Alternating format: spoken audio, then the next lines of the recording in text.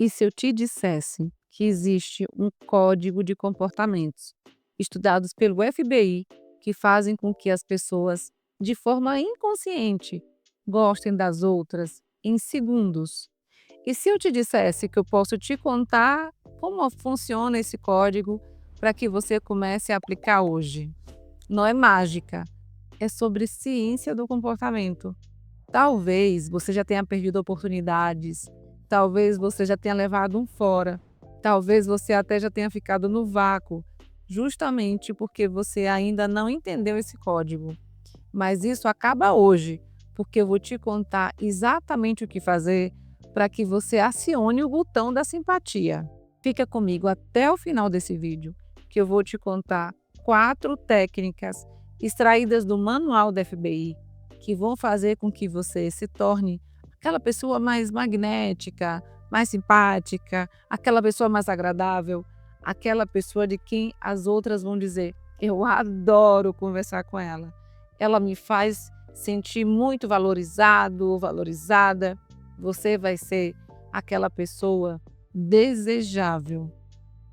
Você já percebeu que algumas pessoas parecem dominar técnicas, segredos que fazem com que sempre tenha um grupo de pessoas em volta delas?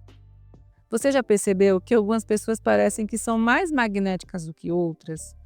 Ou que parecem ser mais sedutoras naturalmente? É porque, ainda que inconscientemente, e outras vezes conscientemente, essas pessoas entenderam o que faz com que as outras as percebam como mais atrativas. O primeiro passo é o espelhamento. Isso mesmo. Nós gostamos de nos ver refletidos em outras pessoas. Quando nós encontramos pessoas que gostam das mesmas coisas que nós, quando nós encontramos lugares que parecem feitos sob medida para nós, nos sentimos mais familiarizados e até à vontade. Mas o que você faz se você acabou de conhecer alguém e você ainda não conhece os gostos ou você ainda não sabe como parecer mais familiar? Você pode fazer justamente o que o Barack Obama utiliza nos seus momentos de entrevista. É uma técnica de espelhamento dos gestos, da postura e até da cadência da respiração. Quando você imita, de uma forma sutil, naturalmente, os gestos da outra pessoa, ela começa a se sentir mais confortável, porque parece que há uma familiaridade naquela interação. Talvez você esteja nesse momento preocupado, achando que a outra pessoa vai perceber. A outra pessoa não vai perceber, porque naturalmente nós costumamos imitar as outras pessoas quando nós estamos no mesmo nível de comunicação, quando nós estamos muito afinados. Então você vai usar de forma consciente uma técnica que nós já utilizamos, só que de uma forma inconsciente. Então, na próxima vez que você encontrar alguém, e nem precisa ser a pessoa que você quer se tornar mais atraente ou mais sedutora, mas só pela experiência de treinar, você vai começar a repetir os gestos e a postura que a pessoa está fazendo. Por exemplo, se você começa a conversar com a pessoa e ela começa a fazer gestos de inclinação de queixo, de colocar a mão aqui, ou posicionar a mão de qualquer forma, ou até cruzamento de braços, sentar, cruzar as pernas. Se a pessoa começa a utilizar esses movimentos de uma forma sutil, você vai começar a imitá-la. Você vai começar a espelhar. Se você quiser ter certeza de que a pessoa está realmente envolvida naquela conversa, observa se a pessoa começou a repetir os seus gestos quando você alterar a postura. Então você inicia a conversa imitando os gestos da outra pessoa e depois de um tempo você muda o gesto. Se a pessoa naturalmente mudar os gestos acompanhando o que você está fazendo, é porque essa pessoa já está ganha por você. Já é um jogo ganho. E qual seria a segunda técnica? A segunda técnica é o poder supremo da validação. Quem é que não quer ser aprovado, validado ou ter as suas emoções e sentimentos também validados? Todos nós gostaríamos de sermos mais compreendidos pelas outras pessoas. E você pode fazer isso validando o que a pessoa está sentindo apenas por observar a expressão facial da outra pessoa e fazer afirmações como: pela sua expressão, parece que você está um pouco mais cansado hoje. Ou então, eu estou percebendo que você ficou muito empolgado com esse projeto. Por que que isso é tão poderoso? Porque revela interesse genuíno. E qual seria a terceira técnica? Você já assistiu uma entrevista de um comunicador muito influente? Você já percebeu como Fausto Silva...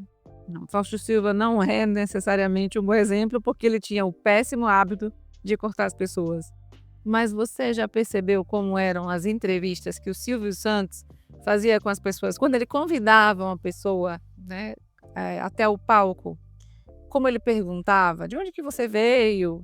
Por que mais você está aqui? Todos os comunicadores que são influentes, eles conhecem o poder de se fazer perguntas. Erroneamente, quando as pessoas querem impressionar outras pessoas, elas começam a falar o currículo delas, o que elas sabem, as viagens que já fizeram, todas as vantagens que elas têm, todas as pessoas que elas conhecem, e elas param de mostrar interesse na outra pessoa. Quando você faz perguntas abertas, aquelas perguntas que a pessoa não pode responder com sim ou não, é muito mais fácil que a outra pessoa se sinta muito valorizada, que a outra pessoa sinta a vontade de continuar falando com você. Porque no fundo, todo mundo gosta de falar sobre si mesmo. Mas se você quer acionar o botão da simpatia, você precisa ser a pessoa que conduz as conversas através de perguntas, em vez de ser a pessoa que fala demais. Quem fala muito tem a sensação de que está conduzindo a conversa, mas a conversa é sempre conduzida por quem faz as perguntas.